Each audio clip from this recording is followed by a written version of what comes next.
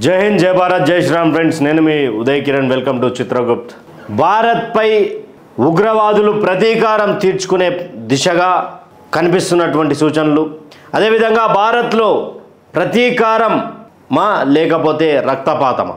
ఎందుకు ఈ టాపిక్ మాట్లాడుతూ ఉన్నా అంటే, ముంబైలో ఉన్నటువంటి ఛత్రపతి శివాజీ మహారాజ్ సంబంధించినటువంటి ఇంటర్నేషనల్ ఎయిర్పోర్ట్కు బాంబు బెదిరింపు కాల్ వచ్చినాయి. అక్కడ మేము ఐఈడి బాంబులు పెట్టినాం, దయచేసి మీరు కరెక్ట్గా లేకపోతే పేలిపోతాయి అని చెప్పేసి వార్నింగ్ చేయడం. అక్కడ ముంబైకి సంబంధించినటువంటి తాజ్ మహల్ ప్యాలెస్ హోటల్కి కూడా ఇదే బాంబు బెదిరింపులు రావడం, ఇవన్నీ కూడా కలకలం రేపుతా ఉన్నది. ముంబైని హై అలర్ట్గా, మహారాష్ట్రలో కొన్ని ప్లేస్లకు హై అలర్ట్ కూడా జారీ చేసినటువంటి పరిస్థితులు కనిపిస్తూ ఉన్నాయి. అసలు ఏంది మన వెనుక ఒకటి కనిపిస్తూ ఉన్నది, ఏంది ఇది అంటే ఒకసారి చూడొచ్చు.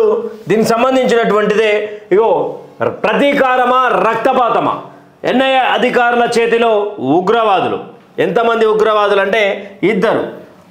ఎన్ఐఏ అఫీషియల్గా రిలీజ్ చేసినటువంటి లెటర్ మన దగ్గర ఉన్నది.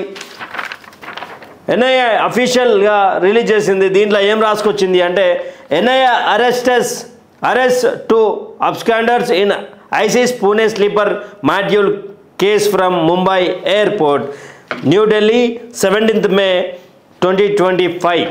ఇక మనం దీంట్లో క్లియర్గా చూసుకోవచ్చు. ఎన్ఐఏ ప్రెస్ రిలీజ్ అంటూ కూడా ఇచ్చినటువంటి తరుణంలో మొత్తానికి కూడా ఇది ఒకసారి గమనించవచ్చు మీరు. ఇవన్నీ కూడా క్లియర్గా లైన్ చేస్తూ ఉన్నా. ఎందుకు ఈ యొక్క దాడి చేస్తూ ఉన్నారు అంటే, అఫ్జల్ గురుకు సంబంధించినటువంటి ఏదైతే ఉందో ఆ యొక్క ఉరి శిక్ష తప్పు చేసిర్రు మీరు అని చెప్పేసి మాట్లాడుతూ ఉన్నారు. నిన్నగాక ఈ పోయిన నెల పహల్గామ్ విషయంలో చూసినాం, ఇదే ఉగ్రవాదులు రెచ్చిపోయారు భారత్ మీద. తర్వాత భారత్ పాకిస్తాన్ మీద ప్రతీకారం తీర్చుకోపోవడానికి కారణం సీజ్ ఫైర్ అంటి పెట్టుకోవడం తప్పు చేశామా అనే ఆలోచన తీసుకొస్తా ఉన్నది. ఛత్రపతి శివాజీ మహారాజ్ ఎయిర్పోర్ట్ని బాంబులతో లేపేస్తామంటే, ఇంటర్నేషనల్ ఎయిర్పోర్ట్ని లేపేస్తామని చెప్పినటువంటి వ్యక్తులు ఎవరయ్యా ఉన్నారంటే, ఇగో ఈ నా కొడుకులేయాలి. ఎవరు? ఐసీసీకి సంబంధించినటువంటి ఉగ్రవాదులు. తల్హా లియాఖత్ ఖాన్ ఒకరు, అబ్దుల్లా ఫయాజ్ షేక్ ఒకరు. వీళ్ళు ఈ ఇద్దరు కూడా ముంబై ఇంటర్నేషనల్ ఎయిర్పోర్ట్లో ఎన్ఐఏ అధికారులకు చిక్కిర్రు. తర్వాత వీళ్ళని ఇంట్రాగేషన్ చేస్తే మరి ఏమేమి బయటకు వస్తాయి ఏంది అనేది ఒకసారి మాట్లాడుకుంటే, మరికొన్ని విషయాలలో పూర్తి స్థాయిలో హిందుస్థాన్పై మరో ఉగ్రవాద దాడి జరిగే అవకాశాలు ఏమన్నా ఉన్నాయంటే మెండుగా కనిపిస్తూ ఉన్నాయి. పాకిస్తాన్కి సంబంధించినటువంటి స్లీపర్ సెల్స్ యాక్టివేట్ చేయడానికి వీళ్ళు ఏమైనా వచ్చిరా అంటే, వీళ్ళు ఎక్కడి నుంచి వచ్చారు అనేది ఒక పాయింట్గా మాట్లాడుకుంటే, స్లీపర్ సెల్స్ని యాక్టివేట్ చేయబోతున్నారా అనే దానికి కూడా సమాధానం ఈ యొక్క విషయంలోనే దొరుకుతుంది. గతంలో ఇక్కడ క్లియర్గా ఉన్నది. ఒకసారి గతంలో క్లియర్గా ఉన్నది నేను చదివి వినిపించే ప్రయత్నం చేస్తా. ఇదొక దాన్ని మీకు వీడియోలో కూడా చూపించే ప్రయత్నం చేస్తారు. NIA which has been actively investigating the activities of ISIS in India in a bid to foil its violent and nefarious anti-India terrorist plans had previously charge-sheeted all the 10 accused in the case under various sections of UA and by P Act, Explosive Substances Act, Arms Act and IPC. Besides Abdul Fayaz Sheikh and Talha Khan and other arrested in the case of identified as Muhammad Imran Khan, Muhammad Yunus Saki, Abdul Qadir Pathan, Simab Nasiruddin Qazi, Zulfikar Ali Barodawala, Shamil Nachan, Akif Nachan and Shanwaz Alam. Investigators in the case are continuing. Already పూణేకి సంబంధించినటువంటి ఏరియాలో వీళ్ళు IED బాంబులను, మారణ ఆయుధాలను తయారు చేస్తూ ఉన్నారటువంటి నెపంతో అక్కడ 10 మందిపై short sheet చేస్తే, ఇక్కడ నుంచి తప్పుకున్నటువంటి వ్యక్తులు ఈ ఇద్దరు ఇండోనేషియా పోయి తలదాచుకొని ఇన్ని సంవత్సరాల తర్వాత మళ్ళా భారత్లో అడుగుపెట్టారు అంటే, ఇక్కడ ఉన్నటువంటి ఇంటెలిజెన్స్ వర్గాలు ఏం చెప్తా ఉన్నాయంటే, మొత్తానికి భారత్పై ఏదో చేయబోతా ఉన్నారు. ఇక్కడ ఉన్నటువంటి ఇంటర్నల్ స్లీపర్ సెల్స్ని యాక్టివేట్ చేసి భారత్పై ఇంటర్నల్గా దాడి చేపిస్తే భారత్ ఉక్కిరి బిక్కిరి అయ్యే అవకాశాలు ఉంటుందని చెప్పేసి వాళ్ళు అనుకుంటున్నట్టుగా విశ్లేషకులు అంటే గెస్ చేసి చెప్తా ఉన్నటువంటి మాటలు ఇవి. నిజానికి మరి ఇద్దరు కూడా ఇండోనేషియా నుంచి భారత్ ఎందుకు వచ్చారు అనేది పెద్ద క్వశ్చన్ మార్క్గా మారింది. ఈ క్వశ్చన్ మార్క్కి తెర దించాల్సినటువంటి అవసరం ముఖ్యంగా ఈ యొక్క కేంద్ర ప్రభుత్వానికి మరియు ఎన్ఐఏకి కానీ మిగతా ఏమంటారు ఆర్గనైజేషన్స్ కానీ కొన్ని సిబ్బందులకు కానీ ఆ బలగాలకు కానీ మరీ ముఖ్యంగా ప్రజలకు చెప్పాల్సినటువంటి అవసరం ఉన్నది. ఎందుకు అంటే ఆల్రెడీ అఫ్జల్ గురును మీరు అన్యాయంగా ఉరిదీశారు, ఆయన అమాయకుడు అని మాట్లాడుతున్నారు ఈ లొటపీస్ చెంపలోళ్ళు, ఈ పనికిమాలినోళ్ళు. అఫ్జల్ గురు అనేటోడు పెద్ద పనికిమాలినోడు, భారతదేశాన్ని రక్తపాతం చేశాడు, ఆన్నంట అన్యాయంగా చంపినామట. ఈ నా కొడుకులను నడి రోడ్లో కాల్చి చంపాలి. అసలు భారత్ పాకిస్తాన్ మధ్య యుద్ధం జరుగుతూ ఉన్నాడు. అమిత్ షా క్లియర్గా చెప్పిండు, మీ యొక్క రాష్ట్రంలో ఉన్నటువంటి పాకిస్తానీలను దయచేసి పంపియండి అని చెప్పేసి. మరి పాకిస్తానులే చేస్తారని గ్యారెంటీ లేదు సార్. మన తెలుసుకున్నారు బాంబేలు ఎవరు చేశారు? కర్ణాటకకు సంబంధించినటువంటి వాళ్ళు చేశారు. ఆ రియాజ్ బత్కల్ కూడా ఇప్పటికీ పరారీలోనే పాకిస్తాన్లో తలదాచుకొని ఉన్నాడు.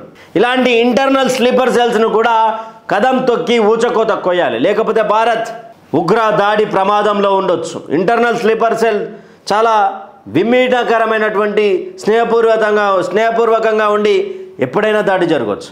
అసలు వీళ్ళిద్దర ప్లాన్ ఏంది? అయితే ఈ ఇద్దరి మీద కూడా ఎవరైతే తల్హా లియాత్ ఖాన్, అబ్దుల్లా ఫయాజ్ షేక్ ఇద్దరైతే ఎవరైతే ఉన్నారో వీళ్ళ మీద రివార్డు ఉన్నది. ప్రతి ఒక్కరు ఇద్దరి నెత్తుల మీద 3 లక్షల రూపాయల రివార్డు ఉన్నది. ఈ రివార్డు కూడా ప్రభుత్వమే ప్రకటించింది. చెప్పినటువంటి వాళ్లకు 3 లక్షల రూపాయలు వస్తాయి, 3 లక్షల రూపాయలు ఇస్తామని చెప్పేసి. వాళ్ళు ఇండోనేషియా నుండి భారత్ రావడానికి కారణాలు ఏంటో మరిన్ని సమాచారం చెప్పే ప్రయత్నం చేయబోతా ఉన్నది ఎన్ఐఏ అనేది క్లియర్గా తెలుస్తూ ఉన్నది. కేంద్రం కూడా హై అలర్ట్ అయింది. అక్కడ మహారాష్ట్రకు సంబంధించినటువంటి ముఖ్యమంత్రి ఫడ్నవీస్ కూడా పూర్తి స్థాయిలో అలర్ట్ చేశారు. తర్వాత కొన్ని ప్లేస్లను కూడా తస్మత్ జాగ్రత్తగా ఉండండి, ఎవరైనా మీకు అనుమానాస్పదంగా కనిపిస్తే ఇమీడియట్గా పోలీస్ శాఖను సంప్రదించండి అని చెప్పేసి కూడా అక్కడ కొన్ని ప్లేస్లను హై అలర్ట్. ఇప్పుడు తెలుగు రాష్ట్రాల్లో 14 ప్లేస్లను ఎలా అయితే హై అలర్ట్ జారీ చేస్తుందో కేంద్రం, ముంబైలో కూడా కొన్ని ప్లేస్లను హై అలర్ట్ జారీ చేస్తుంది. భారత్లో మరో ఉగ్రదాడి జరగబోతా ఉందా అంటే గతంలో జరిగినట్టుగా ఏమైనా జరగబోతా ఉందా అంటే అంత సీన్ అయితే ఏం లేదు. కాకపోతే ఇప్పుడు వీళ్ళిద్దరూ ఇండోనేషియా నుంచి ఇండియాకు వచ్చిరంటే ఏదో జరిగే అవకాశాలు ఉన్నాయనే సందర్భం కనిపిస్తూ ఉన్నది. మరి ఎందుకు వచ్చారు? అసలు ఎవరిని యాక్టివేట్ చేయడానికి వచ్చారు? అసలు పాకిస్తాన్ తోటి ఆల్రెడీ సీజ్ ఫైర్ జరిగింది, ఒప్పందం జరిగింది. రేపు ఏదైనా కన్ఫామ్ అవుతుంది. అన్నిటి కూడా తెర మధ్య పహల్గామ్ విషయం మరవకముందే మరో 2 ఉగ్రవాదులు దొరకడంపై ముంబైకి సంబంధించినటువంటి సామాన్య ప్రజలు ఉలికి పడుతూ ఉన్నారు. అసలు వీళ్ళిద్దరిని ఏం చేయాలనో మీరు చెప్పాల్సినటువంటి అవసరం ఉన్నది. ముఖ్యంగా బాంబు బెదిరింపులు ఏవైతే ఉన్నాయో, ఐఈడి బాంబులకు సంబంధించినటువంటి కేసులో కూడా వీళ్ళు గతంలో దొరికిరు, 10 మందితో దొరికిరు అని చెప్పినాం. 8 మందికి సంబంధించి వీళ్ళు పారిపోయారని చెప్పినాం. మరి వీళ్ళ వెనుక ఉన్నది ఎవరు? ఐసిసా లేకపోతే ఇంకెవరైనా ఉండి పని చేపిస్తూ ఉన్నారా? అసలు ఏంది వీళ్ళ డాటా? అసలు ఎందుకు వచ్చారు భారత్? ఇవన్నీ కూడా తెలియాల్సినటువంటి పరిస్థితి ఉన్నది. మరీ ముఖ్యంగా ఈ ఉగ్రవాదులు రెచ్చిపోవడానికి కారణం ఏంది? అసలు ఉగ్రవాదులను ఊచకోత కొయ్యాల్సిందే. భారత్పై దండయాత్ర చేసే ప్రయత్నం చేస్తూ ఉన్నారు ఈ ఉగ్రవాదులు. ఇది మనం ఎప్పుడు చెప్తాం, ఇది ఒకప్పటి ప్రభుత్వం కాదు, ఇప్పటి వేరు ప్రభుత్వం. ఇది ఊచకోత కోసే ప్రభుత్వం ఇది ఉగ్రవాదులని. మన స్థావరాల మీద కూడా ఉగ్రవాద స్థావరాల మీదనే చూసి గురిపెట్టి కొట్టినాం.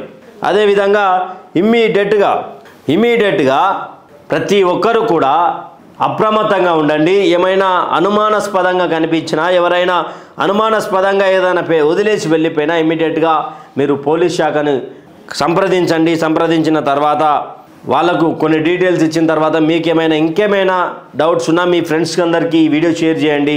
భారత్పై ఉగ్రవాద దాడి జరిగే అవకాశాలు ఉన్నాయా లేవా అనేది మీ కామెంట్ల రూపంలో చెప్పురి. కానీ ఇక్కడ ఉన్నటువంటి ఇంటర్నల్ స్లీపర్ సెల్స్ ఎవరైతే ఉన్నారో, అదేవిధంగా పాకిస్తానీలు ఎవరైతే ఉన్నారో, రోహింగ్యాలు ఎవరైతే ఉన్నారో, భారతదేశం దయచేసి వాళ్ళందరినీ గుర్తించి బయటికి పంపించేసేయాలి. మరీ ముఖ్యంగా వెస్ట్ బెంగాల్ కొన్ని ఏరియాలు ఉన్నాయి. తర్వాత ఏ ఉగ్రవాద దాడి జరిగినా కూడా హైదరాబాద్కి హై అలర్ట్ వస్తుంది. హై అలర్ట్ అంటే ఇక్కడ ఉన్నటువంటి ప్రభుత్వం కూడా కొంచెం పాకిస్తానీలను కానీ ఆ రోహింగ్యాలను కానీ బయటికి పంపించే ప్రక్రియ చేయండి.